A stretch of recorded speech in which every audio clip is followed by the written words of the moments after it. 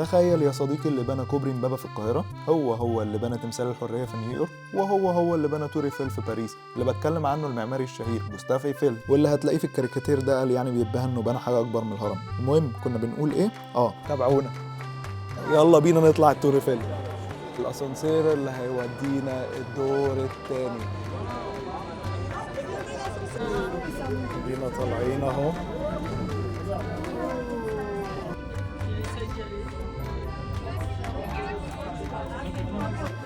Changement d'ascenseur au-dessus, messieurs, dames, pour le sommet. Change lift upstairs. Top floor.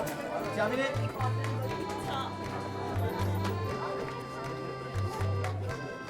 باريس يا جماعة من فوق التور ايفل.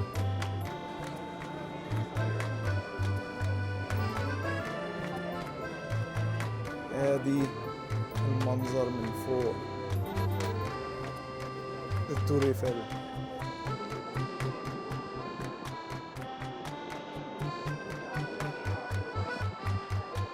يعني قبل ما ازور التور ايفل ما كنتش متخيل المكان كبير قد ايه. المكان فيه مطاعم، فيه محلات هدايا وسوفينيرز، فيه تويلتس، فيه كل الخدمات اللي انت ممكن تبقى محتاجها. طبعا يا صديقي لو عجبك الريل هتلاقي فيديو كامل عن الموضوع ده على اليوتيوب، انا منزله على قناتي اللي موجود اللينك بتاعها في البايو في البروفايل. ما تنساش تشير الفيديو ده مع حبايبك اللي مسافرين باريس قريب. وبكده هيكون يومنا النهارده في التور ايفل انتهى. شكرا لمتابعتكم لينا، يا رب يكون الفيديو عجبكم. تابعونا لفيديو جديد في مكان جديد في دولة جديدة. باي.